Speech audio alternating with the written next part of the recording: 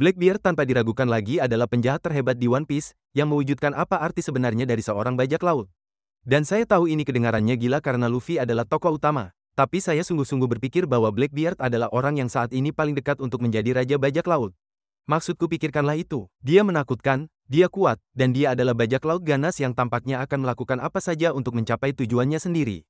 Ingat, dia telah membunuh ayahnya sendiri, melawan Shanks, dan saat ini dia berkeliaran di lautan untuk mendapatkan semua poneglyph.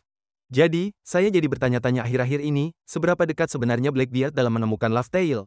Karena kita tahu bahwa semua Yonko sedang berlomba menuju ke Laugh Tale, dan Shanks serta Luffy sudah sangat dekat dengan harta karun itu. Saya tidak akan mengatakan Marshal the Teach tidak sedekat mereka dalam menemukan Laugh Tale. Tapi ayolah, Marshal the Teach juga harus berada di ambang kejayaan di sini. Maksudku dia adalah pria jahat yang ditakdirkan untuk melawan Luffy di perang terakhir. Mari kita benar-benar menguji semua itu di sini dan benar-benar mencari tahu apakah Blackbeard saat ini memiliki apa yang diperlukan untuk mendapatkan One Piece dan apa seluruh rencana nantinya. Dan menurut saya ada 5 hal yang benar-benar dibutuhkan oleh siapapun yang ingin memiliki One Piece dan menjadi raja bajak laut. Dan kelima hal itu adalah kekuatan, kru yang kuat, poneglyph dan cara membaca poneglyph. Kemudian ada satu hal khusus yang sangat rahasia yang akan saya bicarakan di akhir, yang menurut saya banyak orang cenderung lupa setiap kali kita membicarakan hal ini. Jadi, Marshal the Teach, apakah Anda pikir Anda sungguh-sungguh mampu? Baiklah, kalau begitu, kalau menyangkut kekuatan, Blackbeard jelas sangat kuat. Maksudku, menurutku hal ini sering terabaikan, tapi dialah orang yang pada dasarnya membuat Shanks memiliki bekas luka permanen di wajahnya dan secara aktif menjadi orang yang dipandang Shanks sebagai ancaman terbesar di lautan saat ini. Saya tidak tahu apa yang ada di pikiran kalian, tapi bagi saya, itu benar-benar sebuah pemikiran yang sangat menakutkan. Karena itu artinya tanpa buah iblis yang gila dan tanpa haki tingkat dewa, pria ini masih punya semacam trik yang bisa melukai Shanks. Kecuali saat itu dia benar-benar memiliki kemampuan haki tingkat dewa dan kita tidak pernah mengetahuinya. Tentu saja, dia harus bertahan sangat lama atau setidaknya punya sesuatu yang sangat licik yang membuatnya bisa bertahan saat berinteraksi dengan Shanks, yang kita tahu secara umum Shanks adalah pria yang sangat kejam. Serius, orang ini baru saja menghentikan perang puncak hanya dengan mampir saja. Ia dianggap oleh Kaido sebagai salah satu yang terhebat, dan Shanks bahkan menghabisi bajak laut Kid yang tak berguna dengan hadiah 3 miliar berry yang baru saja bertengkar dengan Big Mom sepanjang malam beberapa minggu sebelumnya, dan semuanya berakhir begitu saja. Jadi yang ingin saya katakan di sini adalah dia jelas ada di level yang melampaui rata-rata Yonko dan Blackbeard berhasil selamat dari semua itu. Tidak hanya itu, dia juga meninggalkan bekas luka yang besar pada wajah Shanks. Sekarang, saya akan katakan bahwa saya cukup yakin bahwa di suatu tempat, jauh di dalam di balik wajah anehnya dan kekonyolannya, dia memiliki sesuatu yang sangat gelap dan sangat kuat di samping buah iblis kegelapannya. Tapi kita sudah tahu itu, karena dia benar-benar punya 2 buah iblis paling rusak yang pernah ada. Dan mengingat kau hanya boleh punya 1 buah iblis dalam satu waktu, ini berarti bahwa Blackbeard 100% punya semacam kekuatan spesial lain yang memungkinkannya melakukan itu. Marco misalnya berspekulasi tentang tubuh istimewanya, dan meski kita masih belum tahu apa sebenarnya artinya, kita tahu satu hal yang pasti, hal itu menjadikan Blackbeard salah satu bajak laut terkuat yang pernah ada. Seperti di mana dia sekarang dapat membelah lautan dan menghancurkan seluruh pulau dengan kekuatan gempa-gempanya, dan kemudian terus maju dan menciptakan lubang hitam, dan bahkan meniadakan kekuatan buah iblis dengan kemampuan buah kegelapannya. Ditambah lagi, melihat fakta-faktanya, dia sebenarnya tidak seburuk itu dalam hal rekor menang dan kalah. Maksudku, karena alasan tertentu orang-orang selalu berpikir kalau dia penipu, dan menurutku itu mungkin berasal dari ketidakhadirannya dan ketakutannya terhadap Seraphim ketika mereka diperkenalkan. Namun seperti yang kita lihat, bahkan Luffy dan Zoro tidak mampu begitu saja mengalahkan para malaikat jahat itu saat mereka pertama kali melawannya di Pulau Egghead.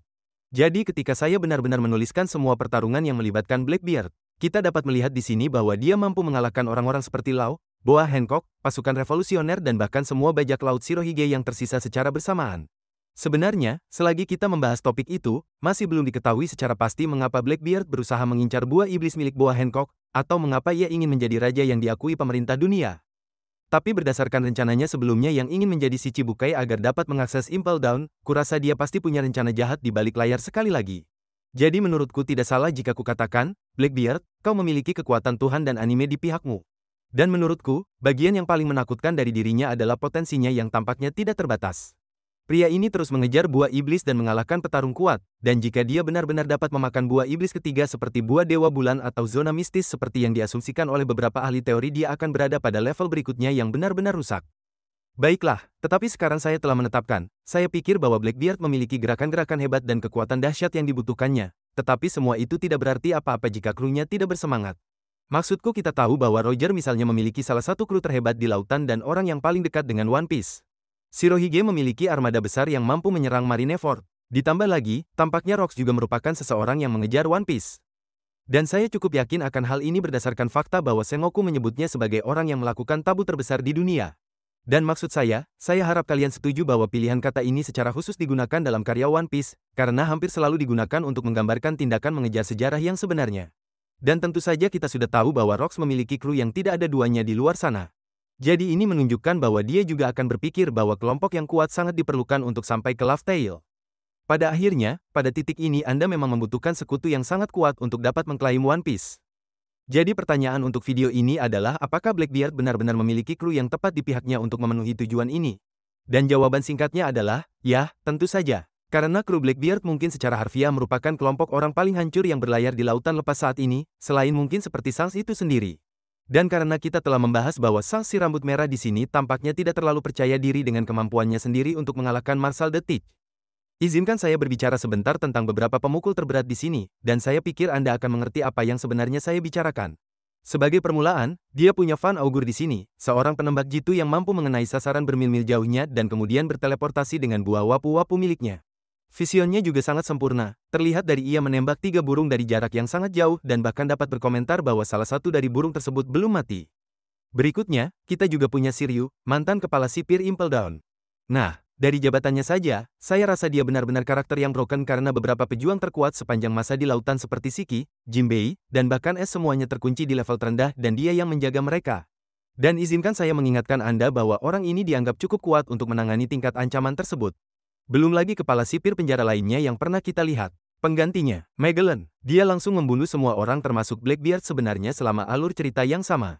Serius, orang ini mungkin memiliki kekuatan yang melampaui level Laksamana. Dan kita tahu bahwa Shiryu mungkin setara bahkan mungkin lebih kuat dari Magellan. Selain itu, Shiryu juga merupakan salah satu karakter yang paling pandai bersembunyi, terbukti dari kemampuannya menyelinap di Impel Down bahkan sebelum ia menerima buah iblis gilanya. Buah Suke-Suke no Mi itu buah yang membuatnya menjadi pendekar pedang yang tak terlihat. Baiklah, jadi sekarang kita telah membahas apa saja yang sebenarnya dibutuhkan Blackbeard dan krunya agar mampu mengklaim One Piece berdasarkan tokoh sejarah dan kru mereka. Namun sebenarnya ada sesuatu yang jauh lebih sulit dilakukan jika Anda ingin mendapatkan harta karun itu. Karena seperti halnya harta karun apapun, pertama-tama Anda perlu menemukan peta, yang dalam kasus ini adalah 4 rod poneglyph raksasa. Pada dasarnya, di sepanjang red line, terdapat 4 blok merah raksasa yang bersama-sama mengungkapkan lokasi Laugh Tale yang merupakan pulau terakhir.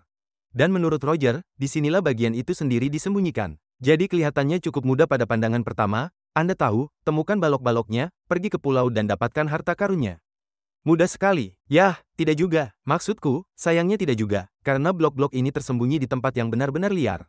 Seperti di atas seekor gajah raksasa yang membawa seluruh bangsa di punggungnya yang menyembunyikan salah satu poneglyph dan yang berkeliaran di lautan. Tidak seorang pun tahu di mana itu, dan saya sebelumnya sudah menyinggungnya. Tetapi bagian yang sangat penting dari masalah ini adalah fakta bahwa sepertinya Rocks the Sebek adalah seseorang yang sebelumnya juga mencari One Piece. Dan mengapa itu menjadi masalah besar? Nah, menurutku, dilema besar di sini adalah jika memang demikian, atau mungkin hanya karena Roger banyak mantan bajak laut yang kebetulan mencuri dan menyembunyikan poneglyph untuk diri mereka sendiri setelah Roger meninggal. Misalnya, Big Mom dan Kaido keduanya memiliki poneglyph yang tersembunyi di wilayah mereka. Yang berarti bahwa sebelumnya Anda perlu mengalahkan 2 Yonko terkuat yang ada untuk mendapatkan salah satu poneglyph ini. Dan anehnya, Blackbeard tampaknya tidak mampu melakukannya atau memang tidak mau melakukannya. Jadi dia cukup terlantar untuk waktu yang lama ketika tiba saatnya memiliki peta untuk menuju Laugh Tale.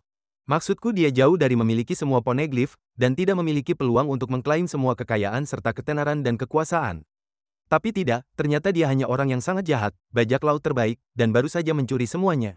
Atau lebih tepatnya, dia mencuri sisa-sisa poneglyph, yang merupakan salinan poneglyph yang telah ditulis ulang. Dia menghajar Law di sini lalu mengambil salinan poneglyph miliknya dari Zou, Big Mom, dan poneglyph Kaido selama insiden Pulau Egghead. Dan itu berarti bahwa Blackbeard seperti halnya Shanks dan Luffy, kini memiliki 3 dari 4 poneglyph yang diperlukan untuk mendapatkan One Piece. Atau saya kira saya akan mengatakan bahwa itulah masalahnya jika poneglyph terakhir tidak disembunyikan bersama lelaki misterius yang ditandai oleh api. Karena ia adalah seorang pengembara terkenal yang mengarungi lautan dalam kapal serba hitam, menciptakan pusaran air yang menghanguskan siapa saja yang mencoba mendekat. Dan karena tak seorang pun tahu siapa sebenarnya orang ini, bagian ini mungkin menjadi rintangan terbesar saat ini selama kisah terakhir bagi semua Yonko yang tersisa.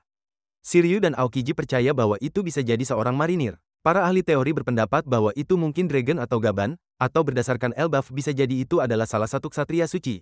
Sosok misterius di chapter 1121 yang tersebar tentang pesaing untuk mendapatkan One Piece tampaknya sangat mirip dengan doppelgangernya Shanks. Dan karena ada satu poneglyph yang hilang dan satu orang tersembunyi ini, tebakan saya adalah dia mungkin orang yang memilikinya dan itulah mengapa dia ikut serta dalam perebutan One Piece. Tapi yang ku tahu adalah siapapun yang berhasil mendapatkan poneglyph ini akan memperoleh keuntungan besar untuk mengklaim One Piece, dan Blackbeard tampaknya memiliki keunggulan dalam hal ini, mengingat dialah yang mencarinya bahkan sebelum Wano dimulai. Tetapi betapapun saya benci mengakuinya, bahkan mendapatkannya pun tetap tidak akan cukup bagi seseorang untuk menemukan Laugh Tale karena mereka masih memerlukan cara untuk menerjemahkan batu-batu ini. Karena semuanya ditulis menggunakan bahasa kuno yang hanya anggota klan Kozuki seperti Sukiyaki di sini yang bisa membaca dan menulisnya. Atau tentu saja, Nico Robin, yang mempelajari huruf-huruf kuno di Ohara, yang berarti bahwa tanpa salah satu orang yang sangat langka ini untuk dapat menguraikan peta tersebut sama sekali mustahil. Kecuali jika kebetulan ada anggota suku Tiga Mata bersama Anda. Sekelompok orang yang tampaknya dapat mengakses suara semua benda dan dengan demikian menguraikan poneglyph dengan cara itu. Dan ya, Anda dapat menebaknya, Anda sudah mengetahuinya. Blackbeard ternyata punya satu, dia menculiknya. Dan bersamanya, dia kini bisa dibilang paling dekat di antara siapapun sekarang untuk menemukan One Piece. Karena berkat Charlotte Pudding yang ditangkap oleh Kuzan, Blackbeard memiliki segalanya yang dibutuhkan setidaknya seseorang untuk mengklaim One Piece, kecuali satu poneglyph terakhir itu. Namun, saya sebutkan bahwa sebenarnya ada sesuatu yang jauh lebih penting untuk menemukan One Piece itu daripada 4 langkah pertama sebelumnya, yaitu persyaratan rahasia kelima. Jadi, sebenarnya cukup sederhana. Anda perlu memiliki dorongan yang nyata. Dan saya tidak bercanda di sini. Tanpa kemauan dan semangat yang kuat, melakukan semua ini sama sekali mustahil. Dan saya pikir poin ini sekali lagi menjadi paling jelas di sampul akhir chapter 1121, di mana kita tampaknya melihat 12 kandidat paling mungkin untuk dapat mengklaim One Piece. Tentu saja, keempat Yonko kitalah yang mewujudkan tekad bajak laut lebih baik daripada siapapun. Jadi itu bukan kejutan besar. Tapi bukan itu saja, menurutku ini juga bisa jadi kesempatan bagus untuk membicarakan sesuatu yang selama ini sama sekali tidak ada dalam video ini, yaitu tekad T. Karena berdasarkan fakta bahwa Whitebeard, Big Mom, dan Kaido tidak secara aktif mengejar One Piece. Hal ini membuatku bertanya-tanya apakah tekad D juga diperlukan untuk mengklaim One Piece. Maksudku, kita tahu bahwa Roger secara aktif ingin memiliki anak yang pada akhirnya akan kembali ke Laugh Tale dan bahkan menikahi anggota klan D lainnya untuk mewujudkannya.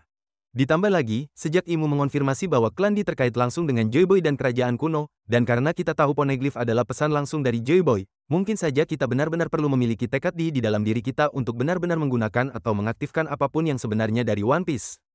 Dan jika memang demikian, maka Marshall the Teach secara default sudah pasti lebih dekat untuk mengklaim harta karun ini dibandingkan seseorang yang bukan dari klan D seperti Kuzan atau Buggy. Baiklah, untuk saat ini saya akan katakan, tentu saja itu hanya spekulasi, dan sepertinya kemungkinan besar Anda hanya perlu memiliki haki yang sangat kuat dan dorongan yang sangat kuat untuk mengejar impian Anda.